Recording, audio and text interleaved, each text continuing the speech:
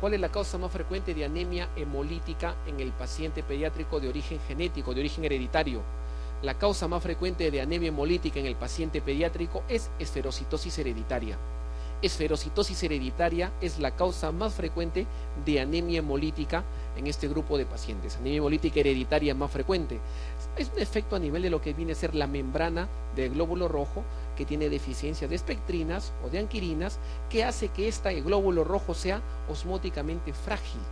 Y cuando es osmóticamente frágil cambia su forma, convirtiéndose en esfera, generando problemas.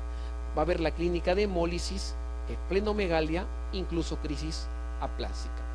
¿Cuál es la prueba diagnóstica para esferocitosis hereditaria? La prueba es prueba de fragilidad osmótica. El tratamiento de elección para estos pacientes es simplemente observación y tratar la causa que descompensa al paciente. Pero si el paciente sigue hemolizando, y el cuadro comienza a ser severo y afecta la vida del paciente, la elección del tratamiento es esplenectomía. La elevación de tratamiento pasa a ser esplenectomía si es que no hay respuesta al tratamiento sintomático con transfusiones y tratar las causas que desencadenen problemas en el paciente. Anemia drepanocítica o anemia de células falciformes. Anemia drepanocítica o anemia de células falciformes. Esto es una hemoglobinopatía. Alteraciones a nivel de lo que viene a ser la conformación de la hemoglobina. ¿Qué se genera o qué se altera? Ácido glutámico reemplaza a la valina en la posición 6 de la cadena beta de la hemoglobina. El reemplazo es lo que más les preguntan de este tema. Ácido glutámico por valina en la posición 6 de la cadena beta de la hemoglobina. ¿Esto qué va a generar? Esto va a generar que la hemoglobina tenga la forma de hemoglobina S. Al generar la hemoglobina, la forma de hemoglobina S, va a generar que el glóbulo rojo adquiera la forma de Os, generando de esta manera una capacidad del glóbulo rojo para precipitarse en los vasos sanguíneos, generando clínica de dolor. La clínica principal de la anemia drepanocítica o de células falciformes, además de la típica anemia hemolítica, se caracteriza por clínica de dolor secundario al fenómeno de oclusión vascular. Los glóbulos rojos precipitan de acuerdo a su forma y obstruyen los vasos sanguíneos. Clínica de dolor, asociado a la clínica típica de anemia hemolítica. Un síndrome torácico agudo que se comporta como neumonía y crisis aplásicas por parvovirus B19. Si algo hay que pedirle a este paciente es el estudio de electroforesis de hemoglobina, que detecta la presencia de la hemoglobina S. Así como en la esferocitosis la prueba de elección es fragilidad osmótica, acá la elección es electroforesis de hemoglobinas. Pregunta de residencia, dice, ¿cuál es el volumen? Pregunta examen extraordinario de los 2, 3 que hubieron en el tiempo, los de octubre que había. ¿Cuál es el volumen de Matías en mililitros por kilo que se debe transfundir en un lactante de hemoglobina 6.5? ¿Cuál es la dosis para transfundir? ¿Cuál dijimos que era? De 10 a 20, lo más utilizado era 10 a 15. Letra A, 10 a 15. ¿A qué edad en meses se considera que un lactante saludable, alimentado con lactancia materna, tiene riesgo de ferropenia? ¿A qué edad tiene riesgo de ferropenia? A la edad en que comienzan a disminuir las reservas. Y esa edad es a partir de los 4 meses. 4 meses. Acá, a partir de los 4 meses. La anemia megaloblástica ocurre por déficit de los dos, de ácido fólico y de vitamina B12, siendo el más frecuente déficit de ácido fólico. En la anemia de células falciformes hay una modificación en la estructura de la hemoglobina que consiste en un reemplazo de ácido glutámico por valina en la posición 6 de la cadena beta de la hemoglobina. ¿Qué genera eso? La hemoglobina S, y eso hace que el glóbulo rojo adquiera la fórmula de Os, conocido como anemia de células falciformes. Preescolar de 3 años de edad, con dolor óseo intenso, generalizado, y dolor abdominal difuso de gran intensidad. Clínica de dolor, dolor óseo y dolor abdominal. Dice tinte pálido, leve tinte ictérico, pulmones normales, con ruidos cardíacos de buena intensidad, taquicardia y soplo sistólico 2/6. Abdomen blando depresible, doloroso, con hepatoesplenomegalia. Hasta ahí tenemos clínica de dolor asociado a un paciente que tiene palidez e ictericia. La suma de palidez e ictericia es suma de hemólisis, y esas dos, palidez e ictericia asociado a hemoglobina de 6, me habla de que tengo una anemia hemolítica, que además cursa con dolor óseo y dolor abdominal. Y el soplo que presenta el paciente probablemente es secundario a la hemoglobina baja que tiene el paciente. Tiene hepatoesplenomegalia. Las anemias que suelen asociarse a la presencia de visceromegalia son las anemias hemolíticas, siendo la visceromegalia más frecuente la esplenomegalia. Laboratorio, hemoglobina 6, leucocitos 12.000, normoblastos 15, plaquetas 350.000. ¿Qué anemia hemolítica sería? Hemólisis con dolor. ¿Y quién va a hemólisis con dolor? Células falciformes. ¿Cuál es la prueba principal para esa anemia? Citometría de flujo, AMO, dosaje de cisiotin beta sintasa, inmunoelectroforesis de hemoglobina o dosaje de alfa-1 antitripsina. ¿Cuál es? Electroforesis de hemoglobina, ¿cierto? Trastorno de la coagulación, discrasias sanguíneas, así como conversamos con respecto a arritmias, similares acá. Vamos a hacer el símil con arritmias para recordar y lo vemos acá. ¿Cuál es la arritmia patológica más frecuente? Arritmia patológica más frecuente, ¿cuál es? Extrasístole ventricular. ¿Y la que más genera necesidad de ir a la emergencia? La taquicardia paroxística supraventricular. Igual acá. ¿Cuál es la discrasia sanguínea más frecuente? Enfermedad de von Willebrand. Pero la que más vemos en la práctica es hemofilia. ¿Por qué? Porque las enfermedades de von Willebrand pueden pasar desapercibidas. Muchas no tienen diagnóstico y cuando van a hacer un RQ encuentran afectado alguno de los patrones del perfil de coagulación y recién se diagnostican las von Willebrand. Pero las que más van a la emergencia y las que más vemos en un lugar de emergencia suelen ser las hemofilias. Hemofilias, afectación de los factores de coagulación, factor 8, factor 9, déficit o hay el factor, pero no funciona bien. Déficit de factor 8 o disminución de su funcionalidad. Menor producción de los factores de coagulación 8, 9 o menor actividad funcional de ellos. Déficit de factor 8, hemofilia A. Déficit de factor 9, hemofilia B. La más frecuente, hemofilia A. Herencia, recesiva ligada al cromosoma X. La madre es la portadora, pero el varón es el que sufre la enfermedad. La madre es la portadora, pero el varón es el que sufre la enfermedad. Hay casos de mutación espontánea sin antecedentes familiares hasta 20 a 30%. O sea, no todo es heredado. Hay casos de novo que se presentan por mutaciones. Clínica de una hemofilia. Vamos acá primero. Clínica de una hemofilia y de aquí regresamos para acá. La hemofilia, su clínica varía de acuerdo a la edad del paciente y de acuerdo al déficit del factor. Nos explicamos acá. Miren, cuando el factor 8 o 9 se encuentra en porcentajes entre 6 a 40%, la clínica de hemofilia es leve. Cuando el factor en cantidades, porcentajes se encuentra entre 1 a 5%, la clínica pasa a ser moderada. Pero cuando el factor tiene menos de 1%, la clínica es grave. La clínica principal de una hemofilia es sangrado de articulaciones. La clínica principal es hemartrosis, sangrado de articulaciones. Y vamos acá. Cuando la clínica es leve, vamos trabajando, cuando la clínica es leve, rara vez el paciente puede llegar a presentar clínica, salvo que de repente se caiga el segundo piso y comienza a presentar sangrado, o tenga un accidente de tránsito, o si el corte sea muy marcado que le genere sangrado. Rara vez hemorragias secundarias a traumatismos o cirugías. Moderada. Las hemorragias ya son secundarias a ciertos traumatismos y ya comienza a tener hemorragias espontáneas. Pero cuando el factor 8 o 9 es menos de 1%, el paciente sangra de manera espontánea, sin necesidad de haber tenido una contusión o un golpe.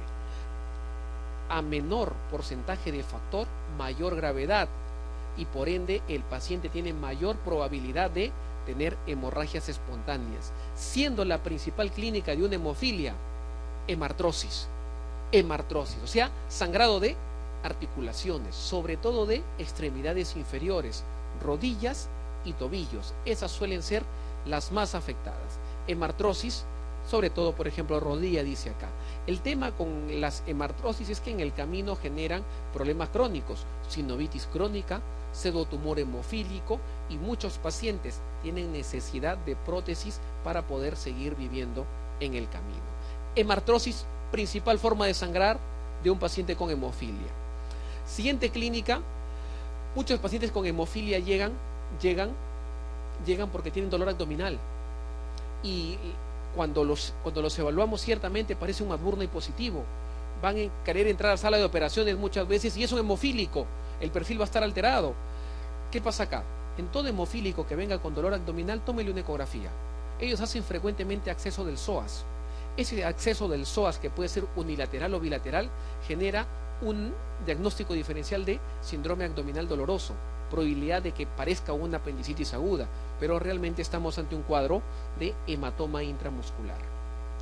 Si de algo se mueren los pacientes que tienen discrasia sanguínea, es de hemorragias del sistema nervioso central. Si algo va a descompensar y es la causa más frecuente de muerte en hemofilia, es hemorragia del sistema nervioso central. Pueden ir ellos con hematuria. ¿Cuál es cómo diagnostico yo una hemofilia? La principal método para diagnosticar hemofilia es dosaje de factores de coagulación. Eso sería lo ideal. Pero si yo no tengo la idea de que este paciente tiene un problema, le tomo un hemograma, le tomo un perfil de coagulación y veo que el perfil de coagulación está alterado. ¿Qué altera la hemofilia? ¿TP o TTPA? La hemofilia genera alargamiento del TTPA, prolongación del tiempo parcial o de tiempo de tromboplastina parcial activada. Ese genera hemofilia, prolongación del TTPA. Cuando yo vea TTPA prolongado en un varón que no tenga otra causa que lo explique, plantear la posibilidad de una probable hemofilia. Tratamiento de una hemofilia. Medidas generales en el sentido de manejo de dolor, colocar hielo para que disminuya la inflamación si es que está presente, pero el tratamiento de elección es darle lo que le falta. ¿Y qué se le busca dar?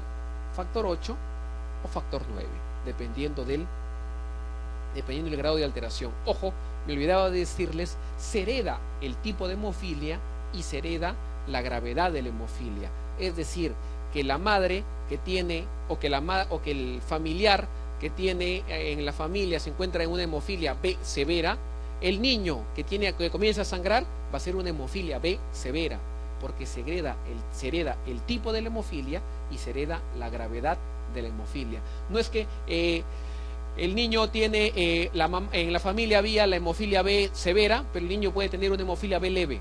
No, se hereda el tipo y se hereda la gravedad de la hemofilia. Darle el factor es el principal tratamiento para este grupo de pacientes.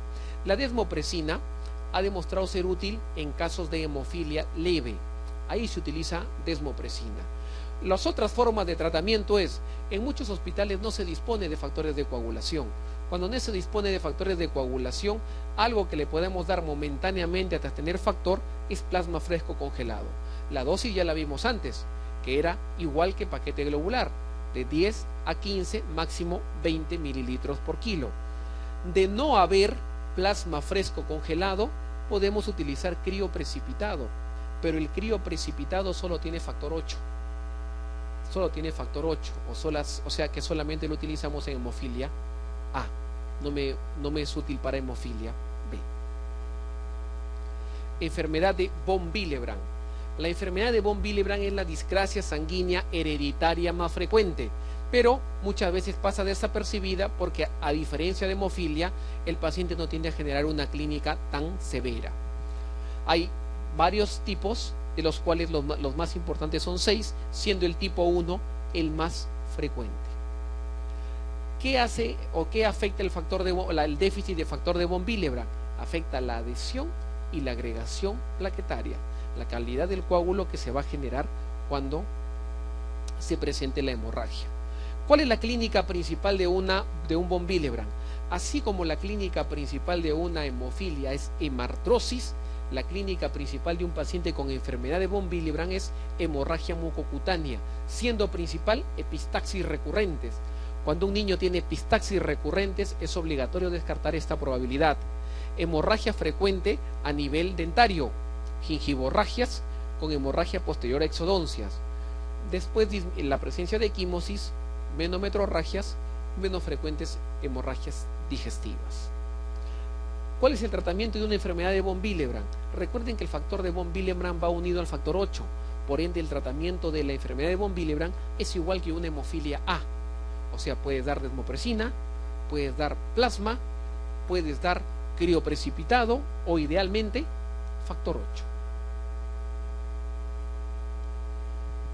Afectación a nivel de la línea blanca. Ahí tenemos lo que viene a ser leucemias.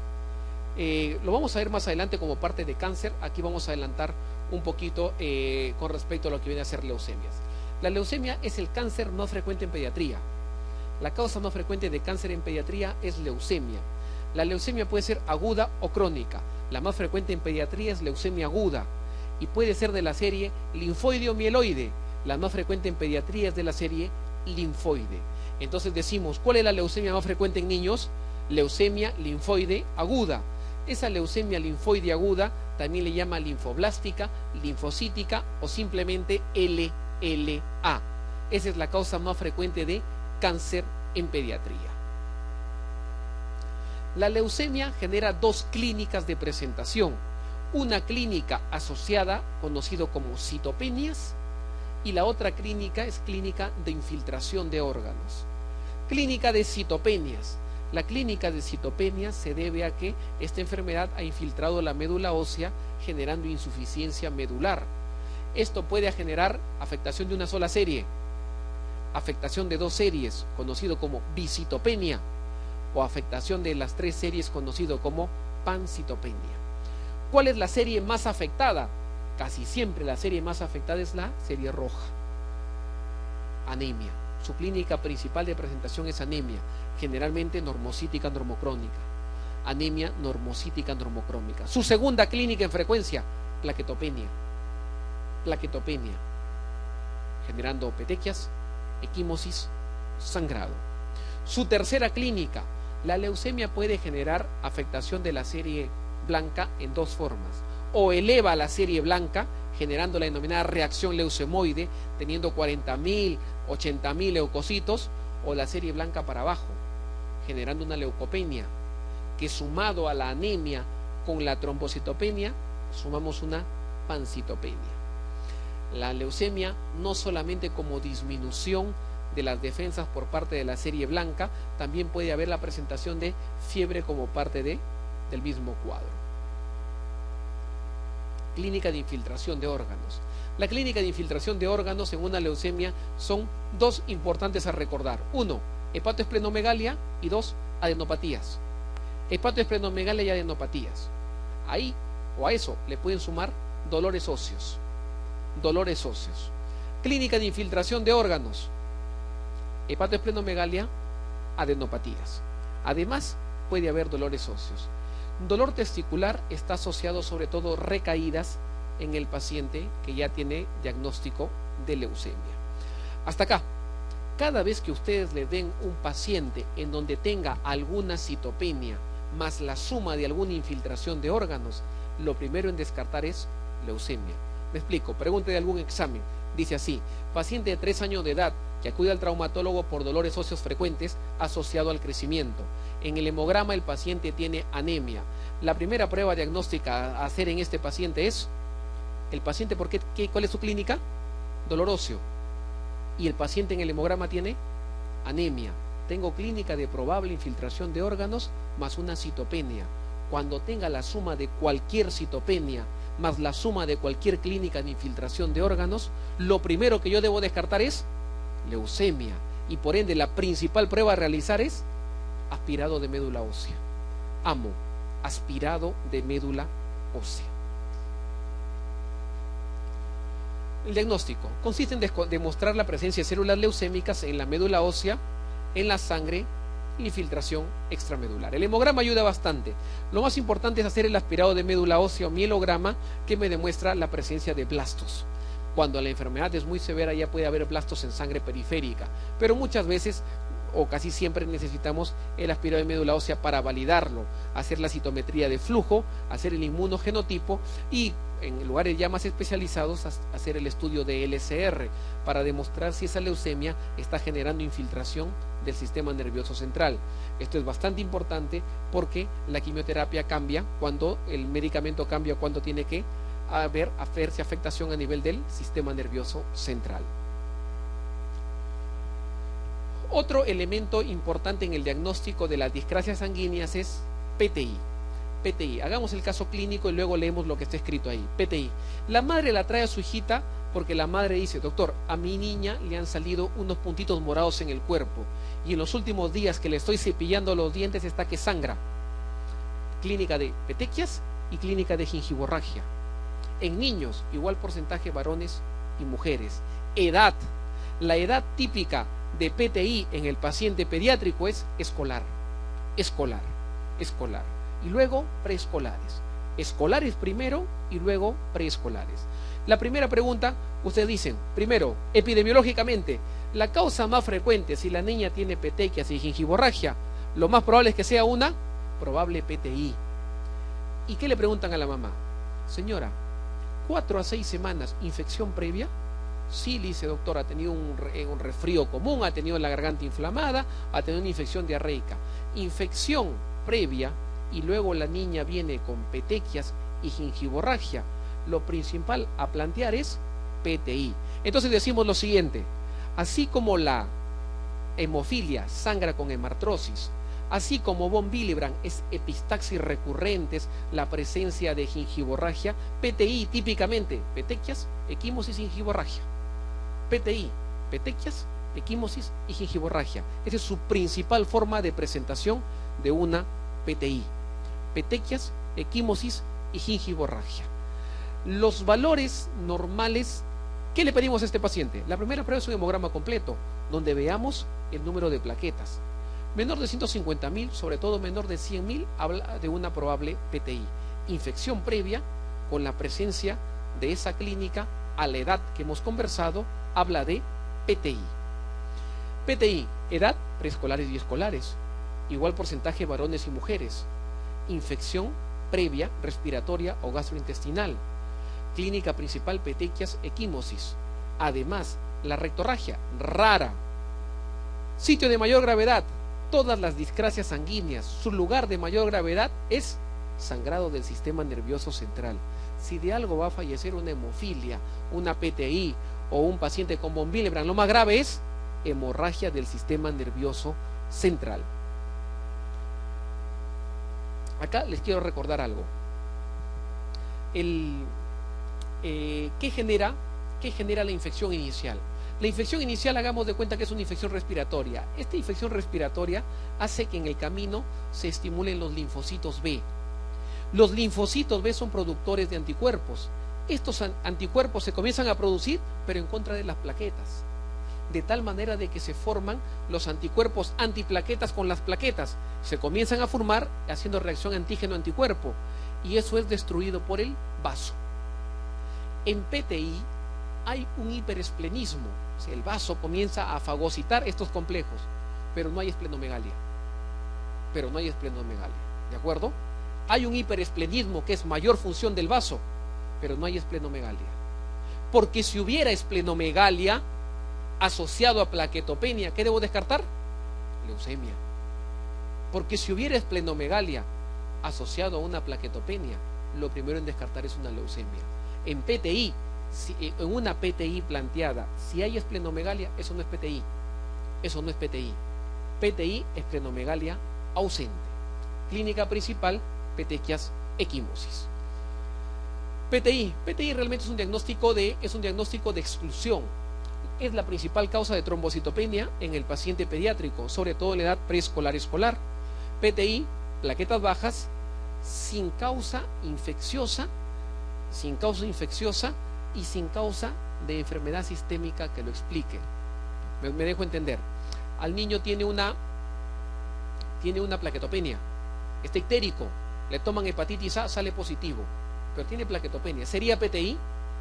No, porque en este caso está explicado por una enfermedad infecciosa. PTI es trombocitopenia sin que lo explique ninguna enfermedad infecciosa, sin que lo explique ninguna enfermedad sistémica. Eso es PTI. Es un diagnóstico de exclusión, pero así es la causa más frecuente de trombocitopenia en el paciente pediátrico. Tratamiento o asociaciones o diagnósticos diferenciales. Uno de ellos es Wiskott-Aldrich.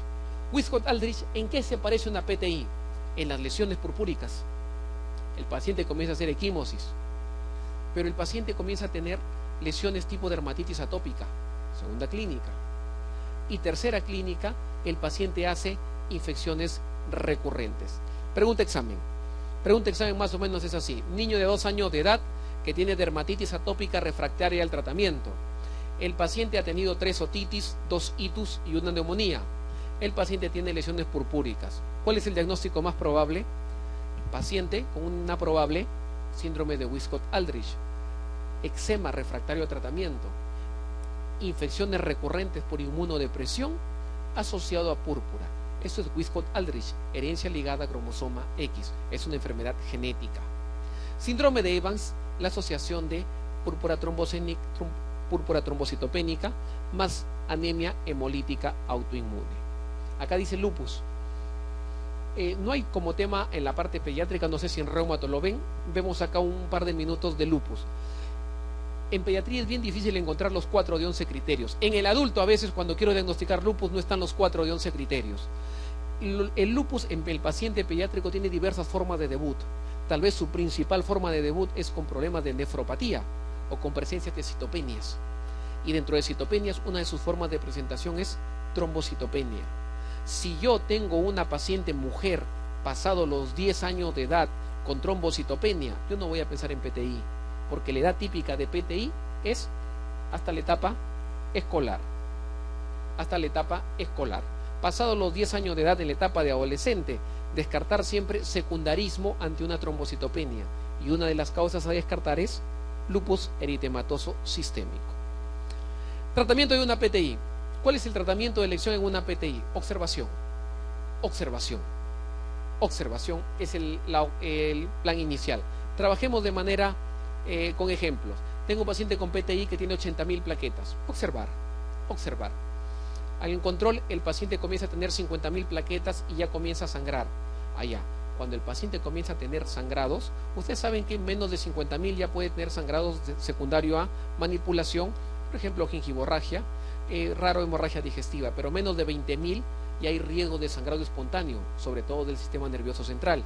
Motivo por el cual, cuando comienzo a tener necesidad de tratamiento farmacológico y tengo que dar fármacos, el fármaco de elección es corticoide. No toda PTI requiere corticoides, pero si tengo que iniciar fármacos, el tratamiento farmacológico de elección son corticoides. Los corticoides se pueden dar de diversas formas, por vía oral, por vía endovenosa, y de vía endovenosa se pueden dar de 2 formas, o en forma de pulsos o en forma de tratamiento de mantenimiento. Si tengo una PTI de 1000 plaquetas, probablemente lo que voy a dar es pulso de metilprednisolona. Si tengo una PTI de 18.000, 15.000, probablemente vamos a iniciar medicamento, pero con dexametasona a tratamiento de mantenimiento. Si no hay respuesta a corticoides, daremos inmunosupresores como ciclofosfamida. Un tratamiento que es bastante efectivo para PTI, que rápidamente eleva las plaquetas, pero también rápidamente bajan por su tiempo de vida media, es la gamma globulina endovenosa. De no haber respuesta, podemos utilizar plasmaféresis. Y si no hay respuesta, podemos hacer recién esplenectomía. PTI, antes se planteaba la esplenectomía de manera precoz. Actualmente, lo último a hacer en una PTI es esplenectomía. Pregunta dice, paciente de 10 años de edad con linfadenomegalias, visceromegalias y pancitopenia, sin respuesta reticulocitaria. ¿Cuál sería el examen inicial para el diagnóstico? Tengo adenopatías, tengo visceromegalias, hepatoesplenomegalia y tengo pancitopenias. Citopenias más la presencia de linfadenopatías y visceromegalias. ¿Qué debo descartar? Una leucemia. ¿Cuál es la primera prueba? Estudio de médula ósea. La hemofilia A se asocia con lo siguiente, excepto hemofilia A, hemartrosis de grandes articulaciones, verdadero, sobre todo miembros inferiores, rodilla. Tiempo de protombina alterado o tiempo de tromboplastina parcial activado alterado. ¿Cuál se altera? ¿El TP o el TTPA? El TTPA, o sea, ¿cuál es falso? La letra B. Factor 9 y factor de von Willebrand normales, claro, si hablamos de hemofilia A, el factor 9 y el factor de von Willebrand son normales. Clínica leve, si los valores de los niveles del factor 8, debería decir ahí, son iguales o mayores del 6%. Cierto, cuando son mayores del 6% hablamos de clínica leve. Niña de 5 años de edad tiene múltiples hematomas en extremidades y sangrado de la mucosa oral de 3 días de duración. 2 semanas antes tuvo una infección respiratoria leve. En el examen físico, múltiples equimosis y petequias. No se encuentra enopatías, no se encuentra hepatoesplenomegalia. Diagnóstico más probable. Trabajemos con lo que la pregunta nos da. La pregunta me dice, tengo una paciente de 5 años de edad que tiene una infección respiratoria leve 2 semanas previas y actualmente el paciente viene porque tiene hematomas en extremidades y sangrado de la mucosa oral. No hay adenopatías, no hay hepatoesplenomegalia. ¿Cuál es el diagnóstico? Una PTI. Una PTI.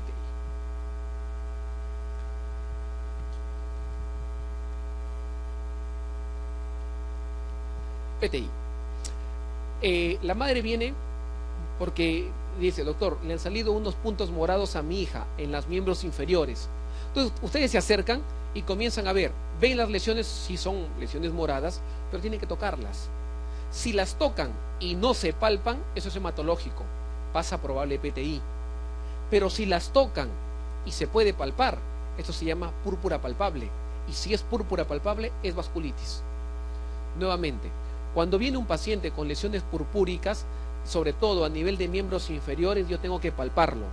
Al pasarle la mano y ver que no se palpan, eso es hematológico. Descartar probabilidad de PTI u otra causa que lo explique. Pero si al pasarle la mano y se palpa, esos son lesiones purpúricas palpables, que esa es la clínica principal de la vasculitis más frecuente en pediatría. Y esa vasculitis se llama púrpura de Heno-Schollen. Púrpura de Heno-Schollen es la vasculitis más frecuente en pediatría. Es una púrpura conocida como púrpura anafilactoide o también conocido como vasculitis leucocitoclástica. Esa es la vasculitis de Heno-Schollen, vasculitis más frecuente en pediatría. Edad. Es más frecuente en niños, en adultos definitivamente, y tiende a ser más frecuente en varones que en mujeres. La clínica puede ser aguda o de forma insidiosa, puede como no puede haber fiebre y fatiga muscular. Se asocia con infección respiratoria o con infección gastrointestinal previa. La principal clínica es púrpura palpable y puede que todo quede ahí. Aparecen las lesiones purpúricas palpables a predominio de miembros inferiores.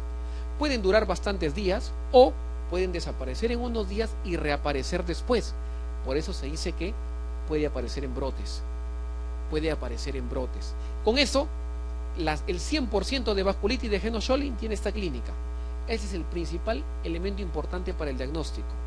Algunos tienen alguna clínica adicional que tienden a ser 3 más en frecuencia. Segunda clínica, dolor abdominal. El dolor abdominal puede ser demasiado marcado, demasiado intenso, que se puede asociar a sangre en heces. Eso se llama angina abdominal y también va para Heno-Schollen. Dolores articulares, artritis, artralgias de grandes articulaciones, sobre todo de miembros inferiores. Tercera clínica. Y si algo yo tengo que descartarle, si en Heno-Schollen la clínica más frecuente es púrpura palpable y la que guía el pronóstico en una Geno-Schollen es la afectación renal. Si algo yo tengo que descartar en Geno-Schollen es que no tenga afectación renal. Y la afectación renal, desde pedir un examen de orina para ver si tiene proteinuria o hematuria, desde ver si tiene clínicas de síndrome nefrótico o nefrítico, y de ver si es que el paciente hace o no hace insuficiencia renal. Esto es lo que debo descartar siempre en un paciente con púrpura de Geno-Schollen. La afectación renal, 25 a 50%, no es muy frecuente en la etapa aguda. Esta vasculitis de Geno-Schollen se asocia, cuando le hacen una biopsia renal, a depósitos de inmunoglobulina A. El tratamiento es similar a lo que suele pasar en una Geno-Schollen. O sea, a la que suele pasar en una PTI. ¿Cuál es el tratamiento de elección en PTI? Observación. Acá también, observación. Y si decido iniciar tratamiento farmacológico en PTI, inicio corticoide. Lo mismo pasa en Geno-Schollen. ¿Cuándo dar corticoide en un paciente con vasculitis de Geno-Schollen? ¿Cuándo damos? 1. Cuando ya hay daño renal o cuando el paciente debuta con dolor abdominal. Ahí doy corticoide. Si no, simplemente es tratamiento sintomático. ¿Cuándo se da corticoide en un paciente con PTI? ¿Cuándo se da? Cuando el paciente tiene afectación renal o cuando debuta con dolor abdominal. Si no, simplemente es tratamiento expectante. No sé si lo han visto en la parte de exantemáticas, pero si no lo veremos acá rápidamente. La otra vasculitis en pediatría. La otra vasculitis frecuente en pediatría o relativamente frecuente es enfermedad de Kawasaki. La enfermedad de Kawasaki es una vasculitis de vaso mediano. Es una vasculitis de vaso mediano que, por ser una vasculitis, afecta a todo el cuerpo, con clínica principal en un grupo de órganos. La vasculitis de enfermedad de Kawasaki, su importancia radica en que es causa de cardiopatía adquirida entre los 6 meses y 5 años de edad. ¿Por qué? Porque genera aneurismas a nivel de las arterias coronarias. En países desarrollados es la causa más frecuente de cardiopatía adquirida. Enfermedad de Kawasaki, no se sabe qué lo genera. No se sabe qué lo genera. Principal criterio para enfermedad de Kawasaki: fiebre. Fiebre de al menos 5 días de duración. Fiebre de al menos 5 días de duración. Con 4 de 5 criterios. Con 4 de 5 criterios. Recuerden, cuando ustedes estudian reumatología, ustedes tienen un montón de criterios para todas las enfermedades. Cuando una enfermedad tiene criterios, en niños, por ejemplo, fiebre reumática, es que no hay un método gold estándar diagnóstico en esas enfermedades. Y tengo que hacer un estudio epidemiológico donde vea la clínica más frecuente y de eso comience a sacar unos criterios que sean los más frecuentes en un grupo de pacientes. No quiere decir que Kawasaki sea solamente los criterios. Ojo, es una vasculitis y afecta desde la cabeza, con meningitis, hasta afectar los pies, vesícula biliar, uretritis. Pero la clínica más frecuente son los criterios, pero no es la única. Criterios de enfermedad de Kawasaki, vamos de arriba hacia abajo. 4 de 5 criterios. Primer criterio, ojos. Conjuntivitis sin secreción. Conjuntivitis sin secreción. Segundo criterio, boca. Labios eritematosos, como si estuvieran pintados, labios eritematosos con lengua en frambuesa roja y con faringitis. Labios eritematosos con lengua en frambuesa roja y con signo de faringitis. Ahí, nada más pegado, adenopatías. Adenopatía única o puede ser múltiple. Generalmente adenopatía única, más de 1.5 centímetros de diámetro. Vamos, 3. Cuarto criterio, manos y pies. Kawasaki, edema de manos, edema y eritema de manos y pies. Quinto criterio de Kawasaki, rash. Un rash maculopapular, un rash micropapular, un rash incluso pustuloso, pero nunca vesicular. Un rash maculopapular, por eso su diagnóstico diferencial es sarampión y rubiola. Un rash micropapular, por eso su diferencial es escarlatina. Un rash pustular, pero nunca vesicular. Por eso Kawasaki no es diagnóstico diferencial de varicela, porque Kawasaki no va con rash o con exantema a nivel o de forma de presentación vesicular. Cuando yo tengo 4 de 5 criterios, ahí tengo diagnóstico más fiebre de 5 días, tengo el diagnóstico de enfermedad de Kawasaki. El diagnóstico es clínico y en todos ellos hay que realizar ecocardiografía para descartar aneurismas de arterias coronarias. Tratamiento de la enfermedad de Kawasaki. El tratamiento de elección es inmunoglobulina humana, dosis única, aunado a aspirina a grandes dosis. Síndrome hemolítico urémico. Nos han puesto acá el tema de síndrome hemolítico urémico y el síndrome hemolítico urémico tiene esta forma de presentación. El síndrome urémico hemolítico tiene muchas etiologías, ojo, tiene muchas etiologías, pero su forma de presentación más frecuente es el siguiente. El paciente tiene una diarrea y después de la diarrea o en paralelo a la diarrea, el paciente comienza a tener 3 molestias. La madre dice, doctor, está más pálido, anemia. Doctor, el niño lo noto con puntitos morados en el cuerpo, petequias, trombocitopenia. El niño ya no orina y está edematoso, insuficiencia renal. Antecedente de diarrea o tiene diarrea y el paciente viene con palidez, manifestación de anemia, viene con la presentación de petequias, participación de trombocitopenia o viene porque está edematoso y no orina, insuficiencia renal. Triada característica posterior a una diarrea. Ese es el típico síndrome hemolítico urémico, que tiene la triada típica de anemia hemolítica microangiopática. O sea, si es anemia hemolítica, está pálido e ictérico. Y es microangiopática, porque le tomo un hemograma y me va a salir esquistocitos en sangre periférica. Primer criterio, anemia hemolítica microangiopática. Anemia hemolítica microangiopática, clínica, palidez, ictericia y en hemograma esquistocitos en sangre periférica. Segundo criterio, trombocitopenia. La trombocitopenia de un urémico hemolítico suele estar entre 50.000 a 100.000, no suele bajar de 50.000. Por eso, urémico hemolítico rara vez requiere transfusión de plaquetas. Tercer criterio, que puede estar ausente, no siempre está presente, se llama insuficiencia renal. Y eso va con oliguria, va con edema, va con hipertensión arterial. Ese es el típico urémico hemolítico. ¿Y en qué edad predomina el urémico hemolítico? El urémico hemolítico, el 90% de los casos son posdiarreicos. El 90% de los casos son posdiarreicos. Y por ende predomina en la etapa que predomina la diarrea en niños, o sea, menor de 5 años de edad. Edad más frecuente, menor de 5 años de edad. 90% de los casos son posdiarreicos. La diarrea puede haber sido acuosa o disentérica. El germen más asociado a su presentación es Escherichia coli enterohemorrágica, conocida como O157H7. Esa es la E. coli enterohemorrágica. La clínica, ya la vimos anteriormente, recordarles que un grupo de urémicos hemolíticos, asociado principalmente a la azoemia que se presenta, van con alteración neurológica como convulsiones y coma. Ingresa el germen Escherichia coli O157H7 y genera el cuadro de diarrea. Esta diarrea se presenta como diarrea disentérica. Esto genera una alteración a nivel inmunológico, llegando a generarse una microangiopatía trombótica, una trombosis renal microvascular. Esto es urémico hemolítico. Trombosis renal microvascular. Eso es urémico hemolítico. ¿Qué es lo que se afecta a nivel renal?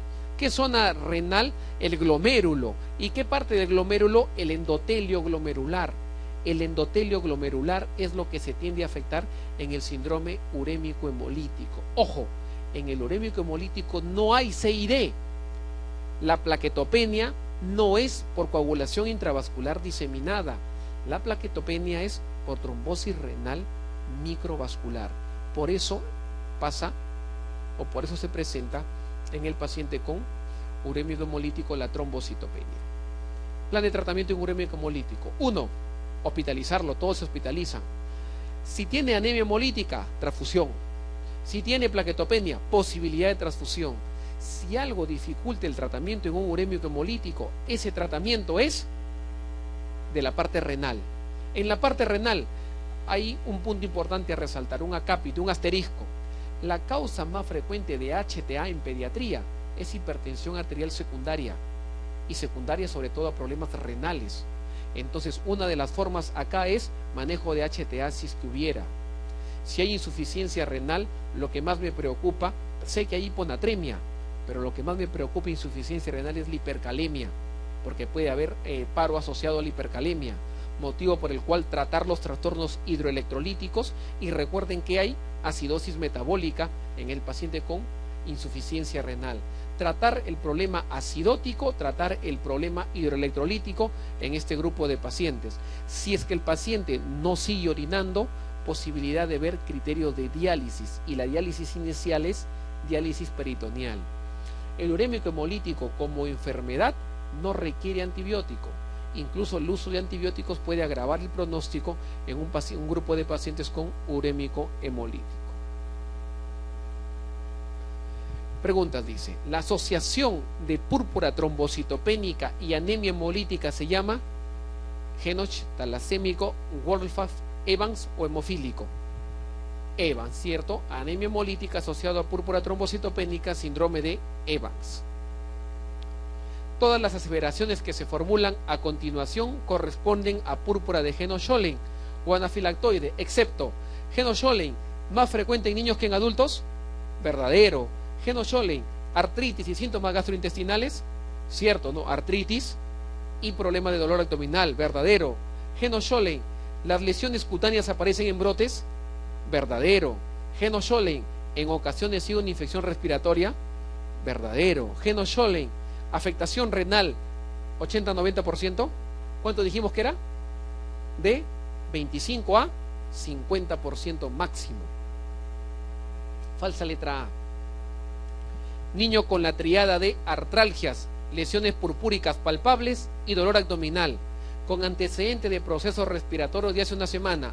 Sospecha diagnóstica, si ya me dice púrpura palpable, no hay duda, estamos ante un cuadro de Henoch-Schönlein.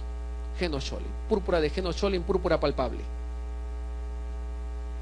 6 años de edad, que cursa con diarrea acuosa que recibió antibióticos, luego presenta fiebre, irritabilidad, petequias, equimosis y disminución de la diuresis.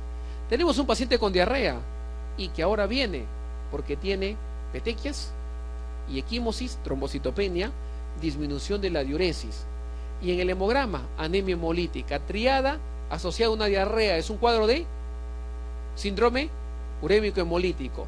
Conducta a seguir, ¿qué hacemos en un urémico? Lo hospitalizamos. Transfusiones si lo requiere. Manejo de insuficiencia renal, restringir líquidos, posibilidad de diálisis en el camino. A, hidratación rápida, no, restringir líquido. B, manejo ambulatorio, no, se hospitaliza. C, hospitalización, verdadero. Hidratación amplia, no, restricción hídrica. D, hospitalización, verdadero. Manejo de insuficiencia renal, verdadero. Transfusiones, verdadero. Restringir antibióticos, verdadero. E, hospitalización, verdadero. Usar antibióticos de amplio espectro, falso. La verdadera es la letra D. Síndrome de muerte súbita del lactante. El síndrome de muerte súbita del lactante es una patología que ¿en qué edad se presenta? El síndrome de muerte súbita, su edad de presentación es entre 1 mes y 1 año de edad. ¿Quién es el paciente? El que está entre 1 mes y 1 año de edad. Paciente, 1 mes y 1 año de edad. Caso clínico. La madre acuesta a su niño típicamente por la noche boca abajo y al día siguiente la madre lo va a recoger a su niño y lo encuentra muerto. Niño de 2 a 3 meses de edad. Grupo etario, entre 1 mes y 1 año, pero en la edad más frecuente, entre 2 a 3 meses de edad. Le hacen el estudio al niño, no había tenido ninguna enfermedad previa. Averiguan en los padres si hay antecedentes familiares, tampoco. Le hacen estudio de anatomía patológica, le hacen necropsia y no encuentran causa que lo explique. Eso es síndrome de muerte súbita. Paciente entre 1 mes y 1 año de edad que sin causa aparente amanece, generalmente pasa en la noche, amanece muerto y después de hacer todos los estudios de investigación no se encuentra causa que lo explique. Factores de riesgo asociado. Hay varios factores de riesgo asociado. 1, a la madre. Se ha determinado, todo esto son estudios epidemiológicos, hay que narrar los factores de riesgo y luego les digo lo más frecuente. En la madre, se ha demostrado que a menor edad de la madre mayor riesgo, a menor edad de la madre mayor riesgo, bajo nivel socioeconómico también mayor riesgo. Primero, de la madre. Del niño, el ser prematuro es factor de riesgo, el ser prematuro es factor de riesgo. Niño con malformaciones congénitas, sobre todo respiratorias, también factor de riesgo.